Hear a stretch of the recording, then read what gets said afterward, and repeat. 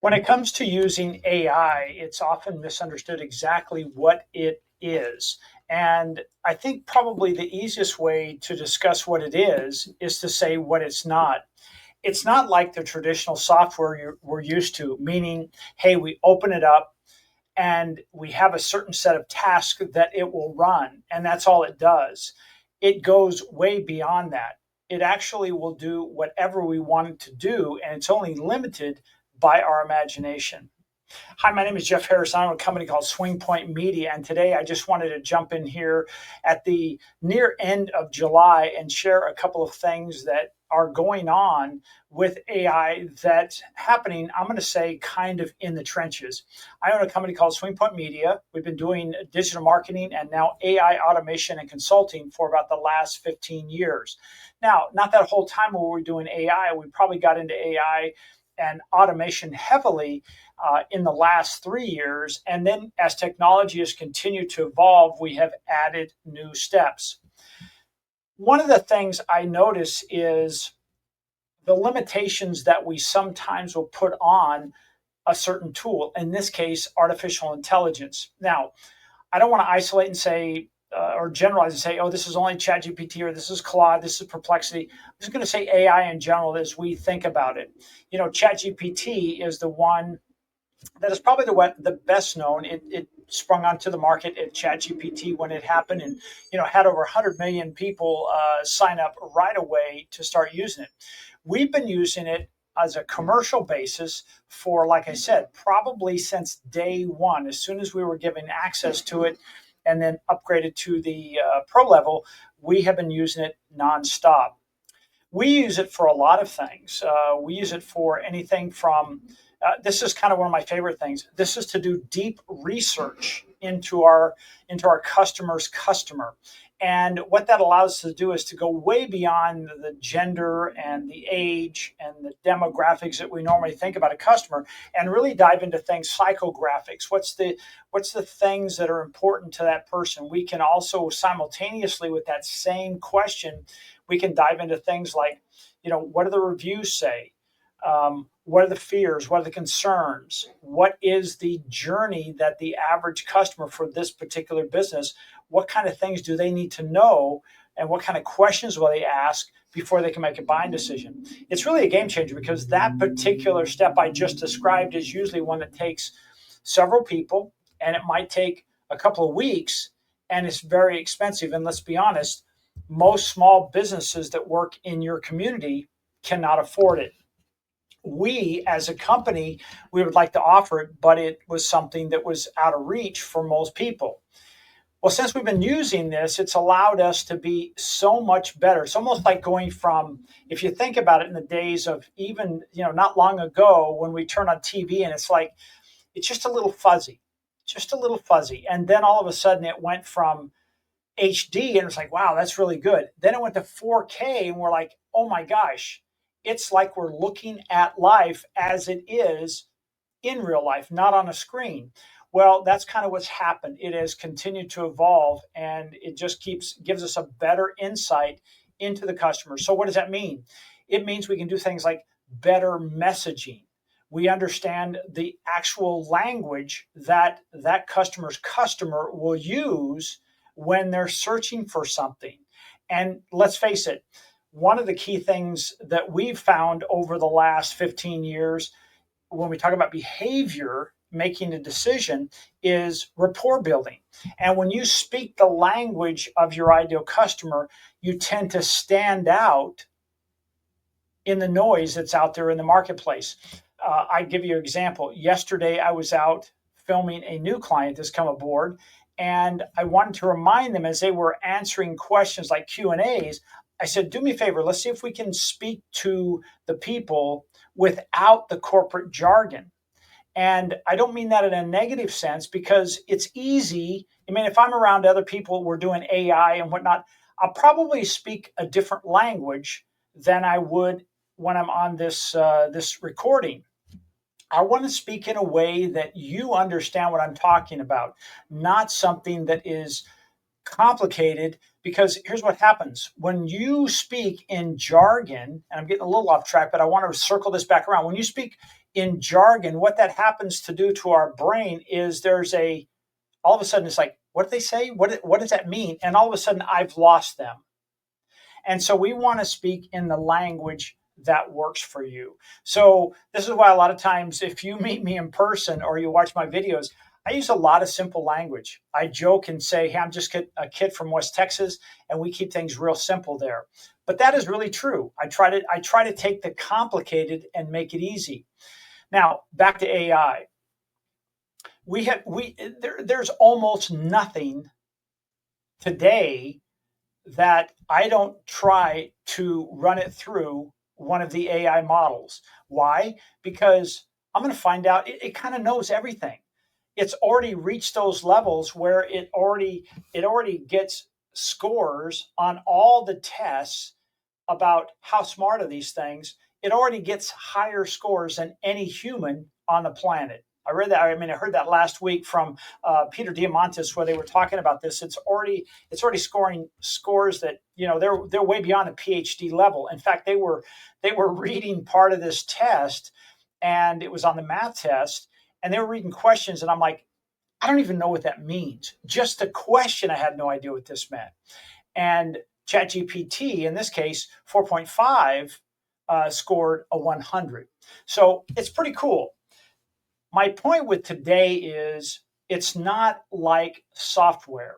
Software, again, we think of it as it has a very specific task.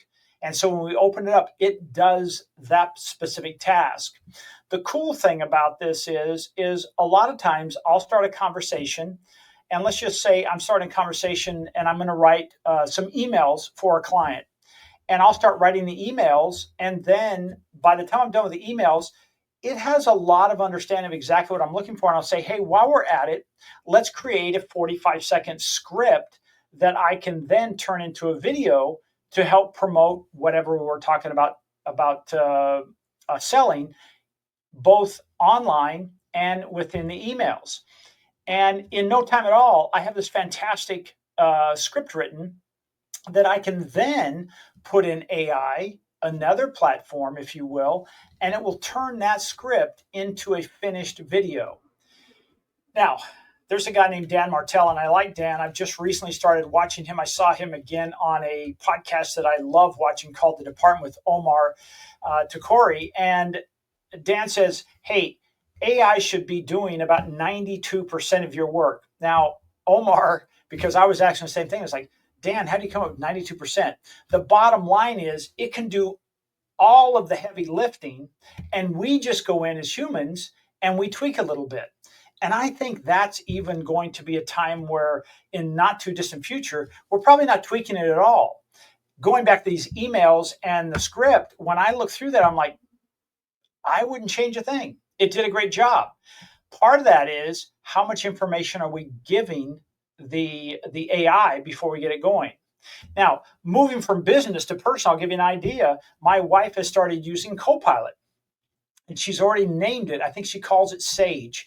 And she starts asking it questions around what she's interested in. She is really a foodie, and also she's very health conscious. And she's asking specific questions about this and designing like food recipes as well as menus for her week. And it's made her life so much easier. It's doing most of the heavy lifting. It's not an app on your phone that, hey, I'm only opening it up for food. It's not an app on my phone that I'm only opening up for X and Y. It's one app, and now we're just having a conversation with whatever we want to discuss. Now, what I do want to point out is, and this is my opinion, this is what I found. If I'm going to start another conversation about another client, or if I'm going to have a conversation about another client, or have a question about something with another client, I'm going to start a fresh conversation. I'm not going to mix it in with what I was just talking about. Let's use this example. The emails and the script. That's a client.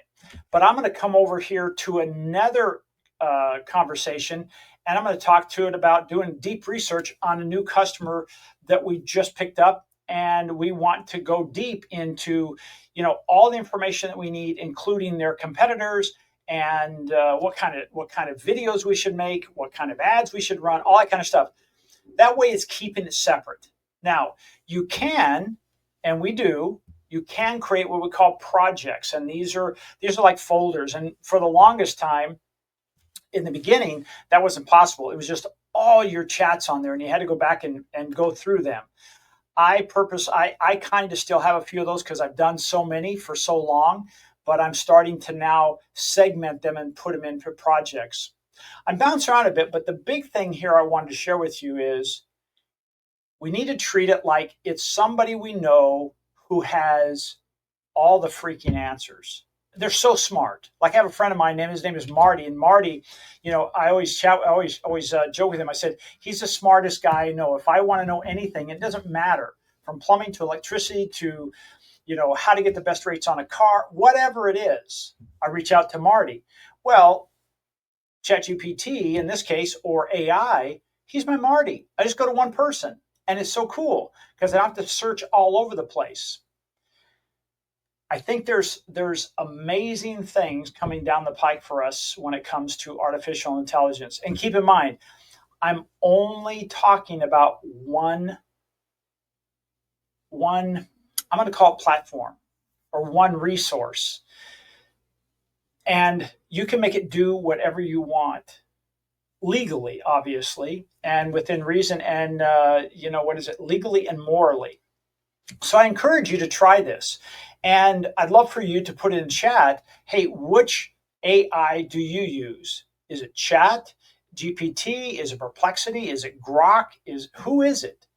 And I'm curious as to why you choose that. I heard today that Claude, I think it was Claude 3.5. I'd have to double check exactly what it is, but it's Claude. And they said they use it when it comes to writing and scripting because it has more human nuances to it. I'm going to try it. I'm going to check it out. But they also said when ChatGPT 5.0 comes out, they said they'll have to give that a run because that's supposed to be the game changer of all game changers. Although every day seems to be a new game changer. So today, I just wanted to share that with you, my thoughts on the fact that, hey, it's not like software. Software is usually a standalone item like, hey, QuickBooks, or it's a DocuSign or something of that nature.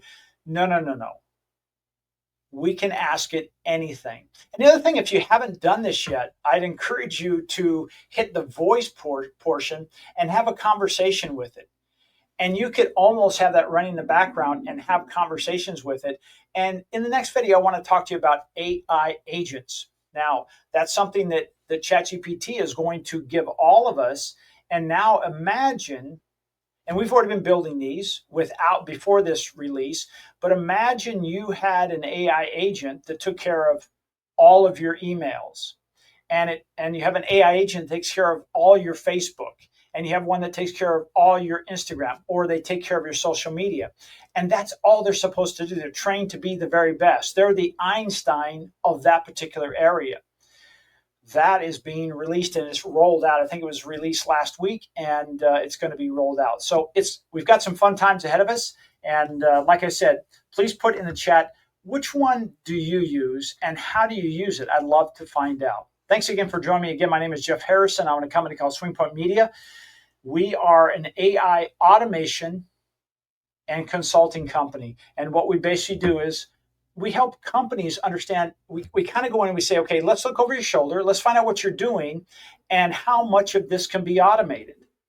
And what we find is we can automate a tremendous amount of this, but it doesn't mean we're firing or getting rid of people. We're actually teaching them to work together. And now what happens is instead of having, instead of that person being let go, it can do the work of 2 or 3 people, but it can do it in 1/3 the time because they have AI helping them do that. So a lot of times that's what we'll do is we'll go into a company and say, this is what we can build, but also this is how you use it. So if you find yourself in a situation that said, hey, I want to get on this AI train, And it's a bullet train, by the way. It's not something that's going 40 miles an hour. It's going like 240 miles an hour.